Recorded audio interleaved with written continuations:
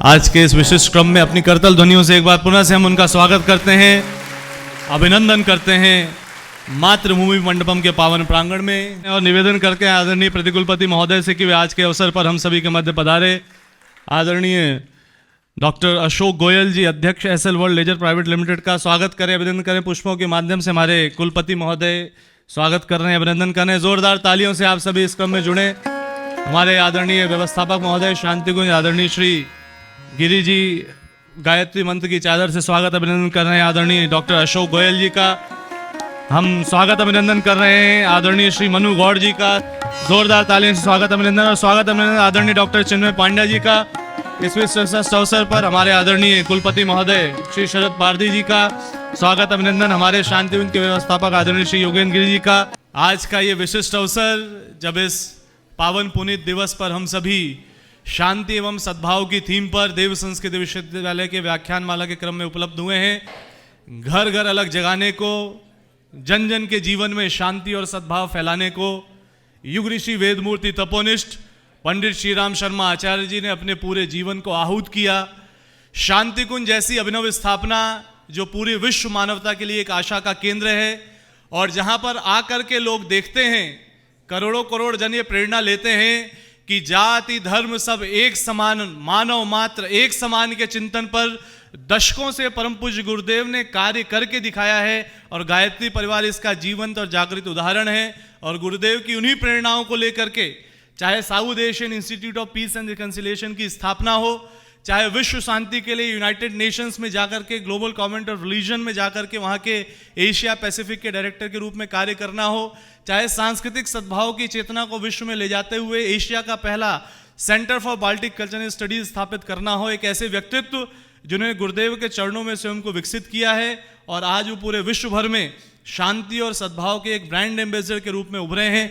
करोड़ों करोड़ गायत्री परिजनों के दिलों में तो राज करते ही हैं, उसके साथ ही साथ पूरी विश्व मानवता का जहां सम्मेलन होता है, ऐसे यूनाइटेड नेशंस ऑर्गेनाइजेशन में जाकर के 190 से ज़्यादा देशों को वो एड्रेस करते हैं, और उनको भी ये संदेश दे रहे हैं। आज के इस अवसर पर देव संस्कृति विश्वविद्यालय व्याख्यान माला के क्रम में शांति एवं सद्भाव विषय पर हम सबको संबोधित करने के लिए हम आमंत्रित करते हैं आदरणीय डॉक्टर चिन्मय पांड्या जी को।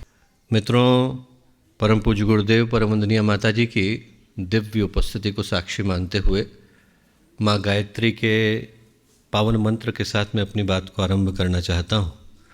माँ गायत्री का ये पवित्र मंत्र उसी शांति और सद्भाव को विकसित करने का मंत्र है जिस विषय पर चिंतन करने के लिए आज हम लोग यहाँ पर एकत्रित हुए। भारत की धरती की सबसे पवित्र गूंज, सबसे पावन पुकार, जिसने इंसान को इंसान बनना सिखाया, मानव को मानवता का मंत्र दिखाया, इंसान को इंसानियत के मार्ग पर चलाया, वो यही शांति, साहचर्य, सहअस्तित्व, सद्भाव का मंत्र है जिस ओर चलने की प्रेरणा माँ गायत्री सदा से देती आई। सद्ज्ञान, सद्कर्म, सद्भाव, सत्प्रवृत्ति, यही गायत्री मंत्र की पुकार का मूल उद्देश्य है। जब हम लोग मंत्र बोलते हैं तो उसमें एक शब्द आता है, कहते हैं तत् सवितुर्वरेण्यम भर्गो देवस्य धीमहि। वो जो देवता शब्द है, हमारे भीतर के देवीय भावों को जन्म देने की पुकार, जिसको गुरुदेव ने गायत्री परिवार के मूल उद्देश्यों में सम्मिलित किया। मनुष्य में देवत्व का उदय, धरती पर स्वर्ग का अवतरण। वो जो देव शब्द है वो बड़ा प्यारा है। शास्त्र कहते हैं देवो दानदवा दीपदानदवा द्युस्थिते भवतिवा। देवता कौन हुआ? जिसके अंदर देने की भावना ने जन्म लिया। देने का अधिकार, देने की शक्ति, देने की सामर्थ्य अनेकों के पास होती है, देने की भावना बिरलों के पास होती है। जो देने की भावना विकसित कर लेता है उसके अंदर का देवता जाग जाता है। जिसके अंदर ये भाव आया कि मुझे जो मिला है वो मैं बांटूं, दूसरे तक पहुंचाऊं, ज्ञान है, प्रतिभा है, मनोयोग है, शक्ति है, सामर्थ्य है, श्रम है, जो ऊपर वाले ने दिया वो बांटने का भाव आया तो व्यक्ति देवता बना। संत तुकाराम की परीक्षा लेने के लिए जब भगवान शिव गए, भगवान विष्णु गए, दरवाज़ा खटखटाया। छोटी सी झोपड़ी में रहते थे। तुकाराम ने कहा कि आ जाइए आप, दरवाज़ा हमारा खुला है सबके लिए, पर घर बड़ा छोटा है, इसमें एक व्यक्ति लेट सकता है, दो बैठ सकते हैं। यदि आपको बैठने में तकलीफ़ ना हो तो अंदर आ जाइए। अंदर आ गए, घुटने मोड़ करके बैठ गए। थोड़ी देर में भगवान शिव ने दरवाज़ा खटखटाया, अंदर आ जाए, आ जाइए। दरवाज़ा खुला है, पर हमारा घर छोटा है, इसमें एक व्यक्ति लेट सकता है, 2 बैठ सकते हैं, 3 खड़े हो सकते हैं। खड़े होने में तकलीफ ना हो तो आ जाइए। आ गए। पूरी रात भगवानों ने गुजारी, तुकाराम ने गुजारी। सुबह का समय हुआ, दोनों भगवानों ने तुकाराम को देखा और कहा कि तुकाराम, हमारी दृष्टि में तुम देवता हो। तुकाराम बोले, मैं कैसा देवता हूँ, मेरी झोपड़ी बड़ी छोटी है। भगवान बोले, झोपड़ी छोटी है पर दिल बहुत बड़ा है, जिसका दिल बड़ा है वो देवता हुआ। गायत्री मंत्र के माध्यम से पुकार यही कि भगवान और कुछ बड़ा दे न दे पर दिल बड़ा दे। देवो दानदवा, दीप दानदवा, दीपक की तरह प्रकाशित व्यक्तित्व, सकारात्मकता से भरा हुआ, आशावाद से भरा हुआ, अच्छी सोच को लिया हुआ। द्युस्थिते भवतेवा, जहाँ बैठ गया उसी जगह को व्यक्तित्व स्वर्ग में बदल देता है। यही प्रार्थना गायत्री के इस पावन मंत्र के माध्यम से हम लोग करते हैं कि हमारे जीवन में बांटने का भाव, ऊपर उठने का भाव, इस संसार को स्वर्ग बनाने का भाव विकसित हो। इस प्रार्थना के साथ एक बार माँ गायत्री का पावन मंत्र साथ साथ। ओम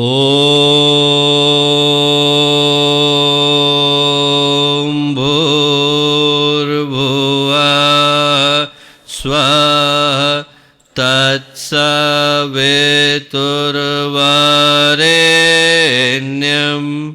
भर्गो देवस्य धीमहि धियो यो नः प्रचोदयात्।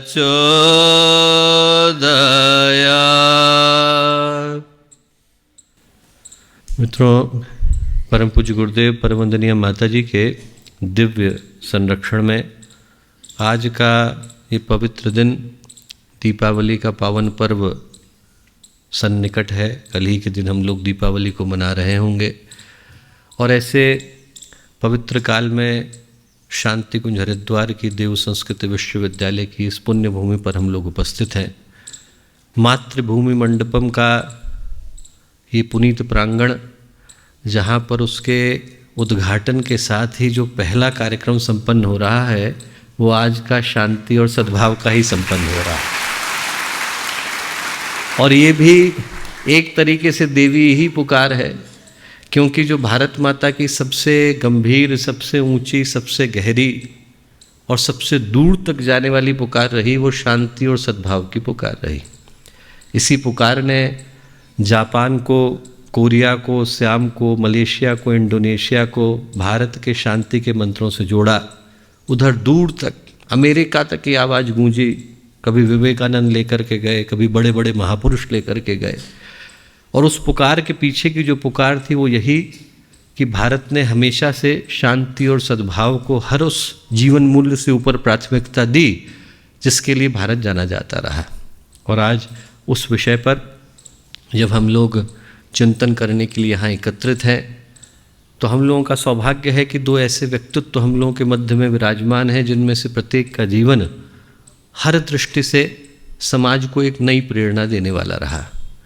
डॉक्टर अशोक गोयल जी बाहर की दृष्टि से देखें तो भारत के सबसे प्रतिष्ठित औद्योगिक घरानों में से एक। आप में से अनेक विद्यार्थियों ने एसएल वर्ल्ड का नाम सुना होगा। उसको भारत में प्रतिष्ठित करने वाले उसके executive chairman doctor Ashok Goyal ji. पर सांसारिक दृष्टि से देखें तो अनेकों उपलब्धियों को उनने प्राप्त किया, न जाने कितनी बॉडीज़ के चेयरमैन रहे। पर जिस दृष्टि से वो आज हम लोगों के मध्य में उपस्थित हैं वो विषय बड़ा गंभीर है। उनके जीवन का एक बहुत बड़ा हिस्सा समाज के उस वर्ग की सेवा को करने के लिए जाता है जिस ओर लोगों की ध्यान भी नहीं है, दृष्टि भी नहीं है। 18 साल के हो जाने के बाद वो अनाथ बच्चे जिनको कि सरकार ध्यान देने से मना कर देती है, समाज उनसे अपरिचित है, उनका ध्यान रखने के लिए भारत का अकेला आश्रम उनने प्रतिष्ठित किया। आज उस दृष्टि से वो हम लोगों के मध्य में उपस्थित हैं और उनके साथ डॉक्टर मनु गौड़ जी, भारत के सबसे प्रसिद्ध अधिवक्ता, टैक्स पेयर एसोसिएशन के अध्यक्ष प्रेसिडेंट, मंच पर उपस्थित आदरणीय शरद मामा जी, आदरणीय योगेंद्र गिरी मामा जी, यहाँ उपस्थित शांति कुंज के सभी वरिष्ठ कार्यकर्तागण, देव संस्कृति विश्वविद्यालय के आचार्यगण, विद्यार्थीगण, भाइयों बहनों, प्यारे मित्रों, आज हम लोग बड़े ही सौभाग्यशाली समय में यहाँ देव संस्कृति विश्वविद्यालय की पवित्र भूमि पर आकर के एकत्रित हुए। कुछ दिनों की कहानी और कुछ घटनाओं की कहानी ऐसा लगता है कि भगवान स्वयं सौभाग्य की दृष्टि से रचते हैं। हम लोग जरा सोच करके देखें कि हरिद्वार आए उससे पहले कहाँ पर थे। आज हम लोग गंगा की गोद में हैं, हिमालय की छाया में हैं, सप्त ऋषियों की तपोभूमि में हैं, एक ऐसे स्थान पर हैं जहाँ से राष्ट्रीयता के, मानवता के, आस्था के, अध्यात्म के स्वरों ने एक नहीं बल्कि सहस्रों बार जन्म लिया। गुरुदेव की ज्ञान, कर्म, संकल्प, चेतना भूमि, हजारों भूमियों में इसी भूमि का चयन गुरुदेव ने किया। जब पहली बार गुरुदेव मथुरा छोड़ करके यहाँ आए तो किसी को ये ज्ञान भी नहीं था, भान भी नहीं था कि गुरुदेव एक ऐसी भूमि का चयन करेंगे जहाँ पर जमीन पर डंडी मारो तो पानी निकलता था। दलदली भूमि, लोगों को भरोसा नहीं था कि गुरुदेव इसका चयन करेंगे। और जब गुरुदेव ने पहली बार इस भूमि में किसी चीज़ को खड़ा करने का संकल्प लिया तो लोग दूर दूर से सिर्फ हंसने के लिए आते थे। ये देखने के लिए नहीं आते थे कि यहाँ क्या बनने वाला है, हंसने के लिए आते थे कि जिस जगह पर डंडी भी नहीं खड़ी हो पाती वहाँ पर गुरुदेव बिल्डिंग खड़ी करने की सोचते हैं। और आज जब वहाँ सैकड़ों एकड़ में शांति कुंज, देव संस्कृति विश्वविद्यालय को, ब्रह्मवर्चस्व शोध संस्थान को हम लोग खड़ा हुआ, बढ़ता हुआ, लोगों को ज्ञान पाता हुआ, देता हुआ देखते हैं तो गुरुदेव की उस दिव्य दृष्टि पर अपने आप ही हम लोगों को श्रद्धा से सिर झुक जाता है। उस भूमि पर आज खड़े हो पाने का सौभाग्य मिला तो आज का दिन हम लोगों को एक महत्वपूर्ण पुकार की याद दिलाता आया कि जिस भूमि पर आज हम लोग आकर के खड़े हुए वो भूमि हम लोगों को हमारे सौभाग्य का स्मरण करा रही है। सौभाग्य आता अनेकों के जीवन में है, पर आता सिर्फ उनके जीवन में है जो उसको पहचान पाने की सामर्थ्य रखते हैं। यदि आप पहचान सकें तो जीवन का हर अवसर आपको सौभाग्य प्रदान करके जाता है। द्रौपदी के जीवन में आया। द्रौपदी घर के अंदर बैठी थी, बाहर 60,000 शिष्यों के साथ दुर्वासा आ गए। दुर्वासा ने कहा खाना निकालो। कहाँ से निकालें, विपन्नता के दिन थे, घर में खाने को कुछ था नहीं, खिलाने की तो बात दूर की है। घबरा करके भगवान को पुकारा, भगवान आए और भगवान ने आते से ही अपनी ही शर्त रख दी, खाने को निकालो। चाहती तो द्रौपदी मना करती, अवसर आया था, मना करती हैं, कहती कि पहले ही 60,000 लोग बाहर बैठे हैं, उनको खिलाने को तो कुछ है नहीं, आपको कैसे खिलाऊं। हुआ उल्टा। द्रौपदी अपने चौके में गई, वहाँ से खाने के 2 दाने लेकर के आई, ला करके रखा, उतना ही था देने के लिए। भगवान ने अन्न का एक दाना खाया और दूसरे दाने के ऊपर उंगली रख दी। ये बोले एक अन्न का ये दाना फल देगा तुझको मनमाना। ये जो एक अन्न का दाना है ये अब अक्षय पात्र में बदल गया। 60,000 को खिला, 60 लाख को खिला, 60 करोड़ को खिला, 60 अरब को खिला, फर्क पड़ने वाला नहीं। अवसर था।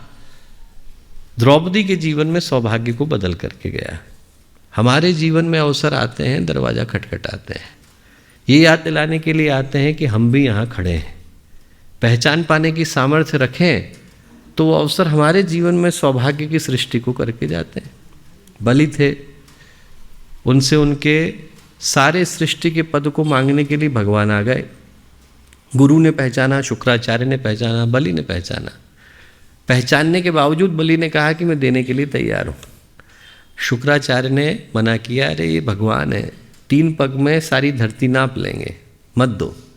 सुना नहीं तो बलि को कैसे समझाएं।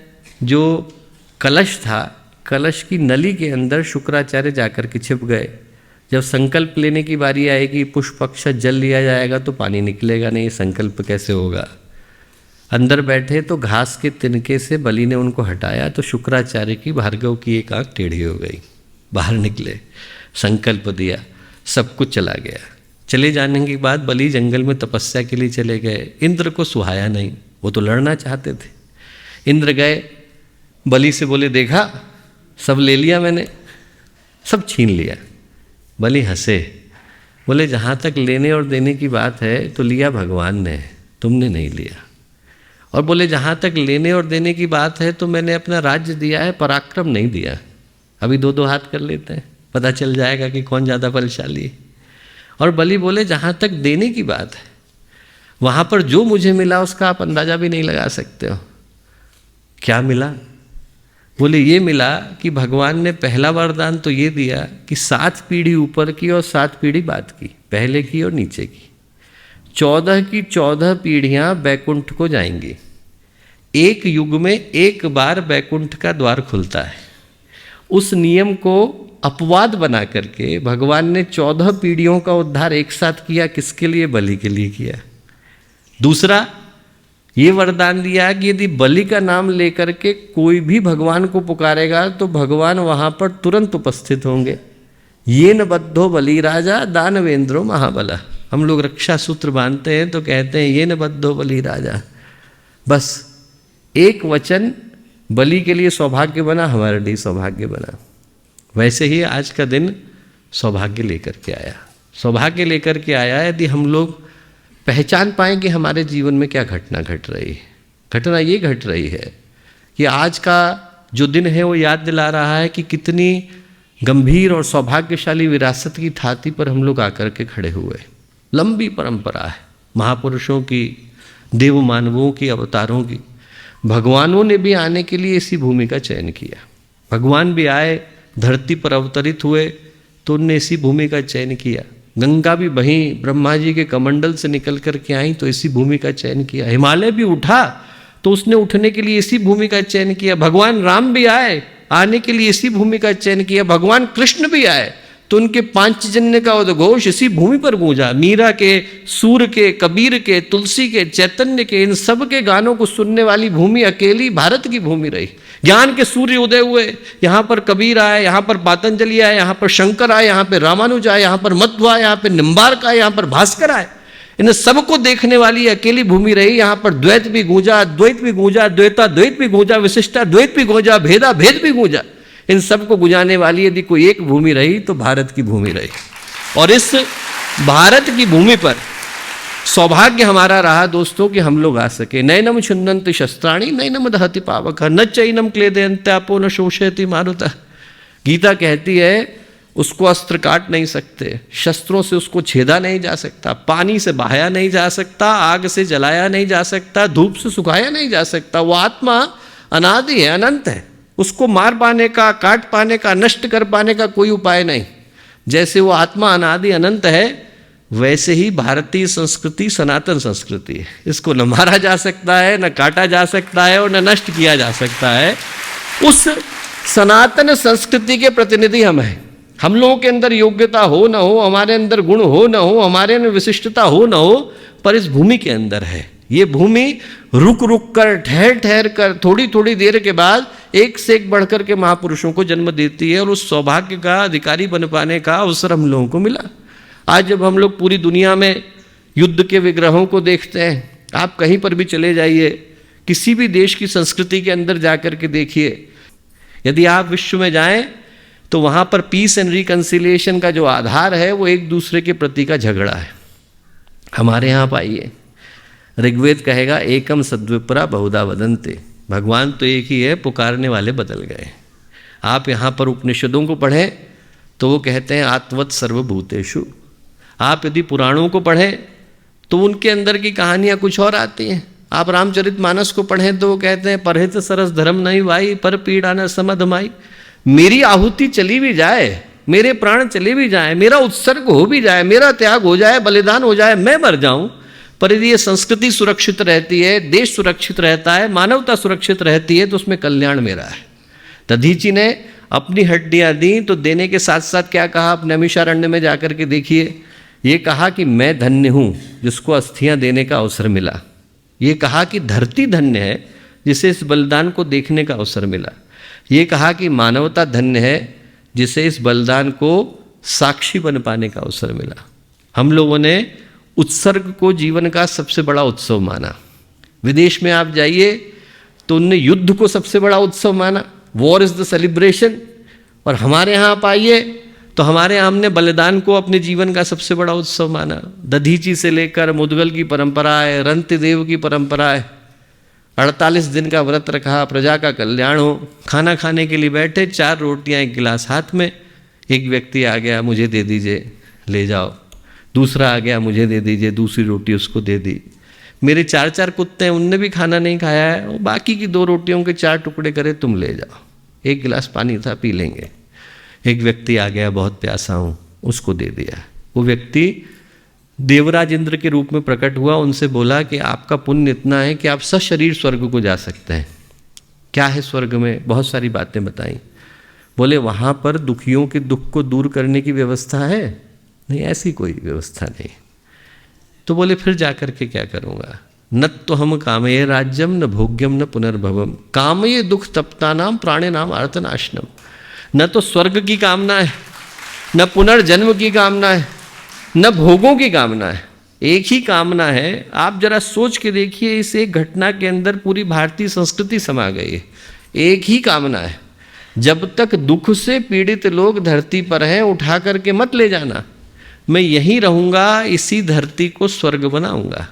ये भारत की धरती की पुकार रही कि शांति और सद्भाव दूसरे को कहने से नहीं, अपने जीवन को उत्सर्ग करने से आता है। आप कहीं चले जाइए, यूनाइटेड नेशंस में चले जाइए, EU में चले जाइए, आप बड़े बड़े संगठनों के अंदर चले जाइए, वहाँ पर जितने पीस बिल्डिंग के, पीस मेकिंग के, पीस कीपिंग के इनिशिएटिव्स हैं, वो सारे के सारे जिन परंपराओं पर आधारित हैं, उन परंपराओं का मूल आधार एक ही है कि हम एक दूसरे के साथ बेहतर कैसे लड़ सकते हैं। लड़ना आपको भी है, लड़ना मुझे भी है, पर बेहतर तरीका लड़ने का क्या हो सकता है? That is the main call of any peace building. Bharat में आप आइए, भारत में लड़ना भारत के प्रवेश करने के साथ ही छूट जाता है। शुरुआत यहाँ से होती है कि हम अपने अंदर की शांति को कैसे प्राप्त कर सकते हैं, और उस पुकार को लेकर के दक्षिण एशियाई शांति एवं सद्भाव केंद्र हम लोगों ने बनाने के पीछे भाव यही था कि शांति, सहिष्णुता, सद्भाव, इन विषयों को लेकर के काम करने वाला सबसे बड़ा देश तो भारत ही हुआ। चाहे बुद्ध आए, चाहे महावीर आए, चाहे गांधी आए, चाहे यहाँ पर मुदगल आए, दधीची आए, आरुणि आए, रंतिदेव आए, एकनाथ आए, तुकाराम आए, एक से एक बढ़कर के लोग यहाँ आए और एक ही मंत्र दे करके गए कि मेरा जीवन यदि उत्सर्ग हो भी जाता है, आहूत हो भी जाता है, तो कोई दिक्कत की बात नहीं, समाज का कल्याण होना चाहिए। और उस पुकार को लेकर ये जो शांति और सद्भाव का केंद्र बना, तो आज के इस पवित्र अवसर पर जब आप सभी लोग यहाँ पर विद्यमान हैं, आप सबका पुनः यहाँ स्वागत करते हुए, अभिनंदन करते हुए, इस भाव के साथ कि जिन भारत माता की छत्र छाया में हम लोग खड़े हैं, वो भारत माता, उनकी मूल पुकार पूरे विश्व के अंदर एक ही परिवार हो, वसुधैव कुटुंबकम, और वो परिवार प्रेम, शांति और सद्भाव से भरा परिवार हो, यही प्रार्थना करते हुए मैं अपनी वाणी को विराम देता हूँ। सभी को बहुत सारी शुभकामनाएं, बहुत सारी मंगल। हमारे YouTube चैनल शांति कुंज वीडियो गायत्री परिवार को सब्सक्राइब करें एवं बेल आइकन जरूर दबाएं ताकि गायत्री परिवार की विभिन्न गतिविधियों की जानकारी आपको मिलती रहे।